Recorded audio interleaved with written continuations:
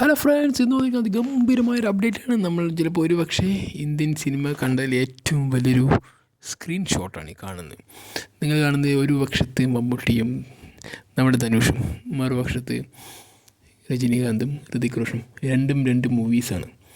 ഒന്ന് നമ്മുടെ ഓമിൻ്റെ last schedule മലേഷ്യയിലാണ് നടക്കുന്നത്. അപ്പോൾ അതിൻ്റെ ഭാഗമായിട്ട് രണ്ടുപേരും കൂടി കണ്ടുമുട്ടുകയും അതിൻ്റെ ഷൂട്ടിങ്ങിൻ്റെ ഭാഗമായിട്ട് അവർ ഒന്നിക്കുകയും ചെയ്തൊരു ഒരു ഫോട്ടോ ആണ് കാണുന്നത്. ഇവിടെ രണ്ടാമത്തെ കാണുന്നത് നമ്മുടെ തലൈവർ രജനീകാന്തും പിന്നെ ഹൃതിക് റോഷനായിട്ടുള്ള അദ്ദേഹം ജയിലർ 2യുടെ അപ്ഡേറ്റുമായി ബന്ധപ്പെട്ടാണ്. അപ്പോൾ അതിൽ ഈ സിനിമയിലൊരു ഭാഗമായിട്ട് നമ്മുടെ ഹൃതിക് റോഷൻ ഉണ്ട് എന്നുള്ളൊരു ന്യൂസ് വന്നിട്ടായിരുന്നു. അതിപ്പോൾ ഏറെക്കുറെ യാഥാർത്ഥ്യമായിക്കൊണ്ട് വരികയാണ്. കാരണം അതിലിപ്പോൾ ഉണ്ട് തന്നെയാണ് എല്ലാവിടെ നിന്നുള്ളൊരു അപ്ഡേറ്റ് വരുന്നത്. എന്തായാലും നമുക്ക് മലയാളി എന്ന നിലയ്ക്ക് എനിക്ക് ഏറ്റവും കൂടുതൽ അഭിമാനമായത് ഇവിടെ ഇന്ന് രാവിലെ മുതൽ നോക്കുകയാണെങ്കിൽ പോലും മമ്മൂട്ടിയും ധനുഷും കൂടി മലേഷ്യയിലെ സ്ട്രീറ്റിലൂടെയൊക്കെ തെരുവോരങ്ങളിലൂടെയൊക്കെ നടന്നു പോകുന്ന ആ ഷൂട്ടിംഗ് രംഗങ്ങളൊക്കെ കാണാൻ പറ്റിയിരുന്നു. എന്നാൽ ഇങ്ങനെ ഒരു സ്ക്രീൻഷോട്ടും കൂടി കണ്ടപ്പോൾ അതിഗംഭീരമായി. കാരണം അതിൽ മമ്മൂട്ടി എന്ന വ്യക്തിനെ ഇതിൽ പ്രൈസ് ചെയ്യുന്ന രീതി തന്നെ ഒരു വ്യത്യസ്തമായ രീതിയിലാണ്. കാരണം അദ്ദേഹത്തിന് ആസ് യൂഷ്വൽ ഒരു ലുക്കൊന്നുമല്ല കൊടുത്തത്. കാരണം ഈ സിനിമയ്ക്ക് വേണ്ടി ആ സിനിമയുടെ ലുക്ക് മാത്രം എന്ന് വെച്ചാൽ നമുക്ക് ഒരിക്കലും ഒരു റെഫറൻസ് ആയിട്ട് മറ്റു ലുക്കുമായിട്ട് കണക്ട് ചെയ്യാൻ പറ്റില്ല. അത്രയും മാത്രം രസമായിട്ട് ഇതിൽ നമ്മുടെ ശ്രീ മമ്മൂട്ടിനെ കാണിച്ചിട്ടുണ്ട്. അപ്പോൾ ഇങ്ങനെയൊരു സാധനം, കാരണം ഇനി വരാൻ പോകുന്ന ഈ രണ്ട് സിനിമ ഒരേ ദിവസമാണെന്നാണ് കേട്ടത്. ഈ റിലീസ് ചെയ്യാൻ പോകുന്നത് ഓമും ജയിലറും.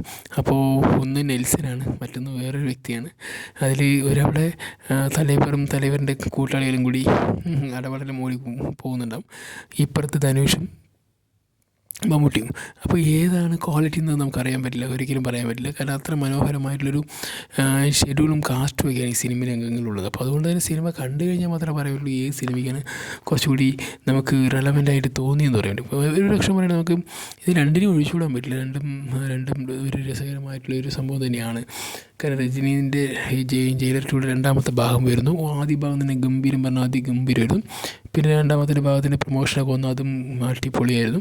അപ്പോൾ അങ്ങനെയൊക്കെയാണ് ഇതിൻ്റെ അപ്ഡേറ്റ്. അപ്പോൾ നമ്മൾ ഒരുപാട് കോരിത്തെരിപ്പിക്കുന്ന രീതിയിലുള്ള കുറേ അപ്ഡേറ്റുകളും മുഹൂർത്തങ്ങളൊക്കെ ഈ സിനിമയിലൂടെ തരാൻ അവർ ശ്രമിക്കുന്നത്. അതേപോലെ തന്നെയാണ് മോം എന്ന സിനിമയുടെ ഒരു ടീസർ വന്നിട്ടായിരുന്നു. അപ്പോൾ അതിൽ മമ്മൂട്ടീനെ കാണിച്ചില്ല, പക്ഷേ കാണിച്ചപ്പോൾ നമ്മുടെ സ്വന്തം ധനുഷിനാണെങ്കിലും. പക്ഷേ മമ്മൂട്ടീൻ്റെ പിന്നെ ഒരു പോസ്റ്റർ വന്നു. പക്ഷേ അത് ഭയങ്കര രസമുള്ളൊരു പോസ്റ്ററായിരുന്നു. കണ്ണ് മാത്രം കാണിച്ചിട്ട് അതും അദ്ദേഹത്തിന് ഒരു പത്മഭൂഷൺ കിട്ടിയ സമയത്തൊക്കെയാണ് കാണിച്ചിരിക്കുന്നത്.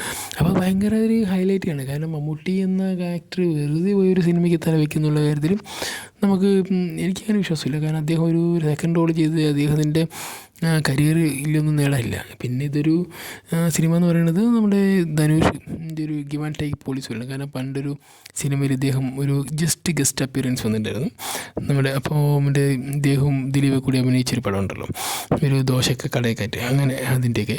അപ്പോൾ അത് ജസ്റ്റ് ഒന്ന് അതുപോലെ ഇതുപോലെ ഒരു ഗിവ് ആൻഡ് ടേക്ക് പോളിസി എങ്കിൽ അപ്പോൾ ഒരു പക്ഷേ ഇദ്ദേഹം ചോദിച്ചിട്ടുണ്ട് ഈ സിനിമയിൽ മമ്മൂട്ടി വരികയാണെങ്കിൽ. പക്ഷേ അതിനെ ഒരുപാട് പ്രതിഫലം ഓഫർ ചെയ്തിട്ടുണ്ടായിരുന്നു. അപ്പോൾ മമ്മൂട്ടി തന്നെ പറയേണ്ടത് എനിക്ക് പ്രതിഫലം ഇത്രയൊന്നും ആവശ്യമില്ല, എനിക്ക് വളരെ കുറച്ച് പ്രതിഫലം മതി, കാരണം അത്രമാത്രം ഇതിനെ ഡിസേബിൾ ചെയ്യുന്നുള്ളൂ എന്ന് അദ്ദേഹം തന്നെ പറയണ്ടായി. അപ്പോൾ അത്രമാത്രം ഒരു ആക്ടിങ്ങിനെ കുറിച്ച് പാഷനേറ്റ് ആയിട്ടുള്ളൊരു വ്യക്തിയാണ് ഈ ശ്രീ മമ്മൂട്ടി എന്ന് പറയുന്നത്. അപ്പോൾ അങ്ങനെയൊക്കെ ഉള്ളിടത്ത് നമ്മൾ എന്താ പറയുക, ഈ സിനിമ കാണാനായിട്ട് നിങ്ങളെപ്പോലെ ഞാനും ഭയങ്കരമായിട്ട് എക്സൈറ്റ് ചെയ്യുന്നുണ്ട്.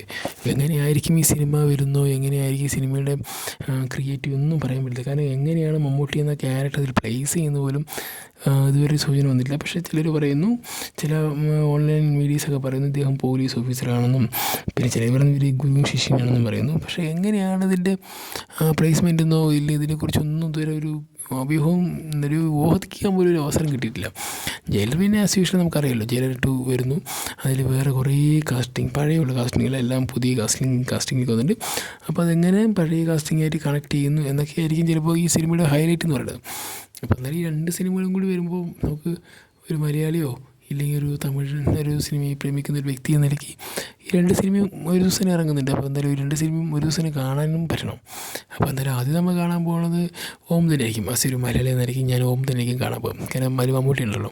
പിന്നെ അതിനുശേഷം പിന്നെ എന്നുകൊണ്ട് ജയിലർ തലൈവർ കാണും. എന്തായാലും ഒറ്റ സമയത്ത് രണ്ട് സിനിമയും കാണാൻ പറ്റുന്നുണ്ട്. നമുക്ക് കുറച്ചുകൂടി കൺവിൻസിങ് ആയിട്ടുള്ള സിനിമ ഓമായിരിക്കും എന്നുകൊണ്ട് ഞാൻ കാണാൻ പോകുള്ളൂ. കാരണം എനിക്ക് ഒരിക്കലും ധനുഷ് നമ്മളെ ഡിസപ്പോയിൻറ്റ് ചെയ്യില്ല.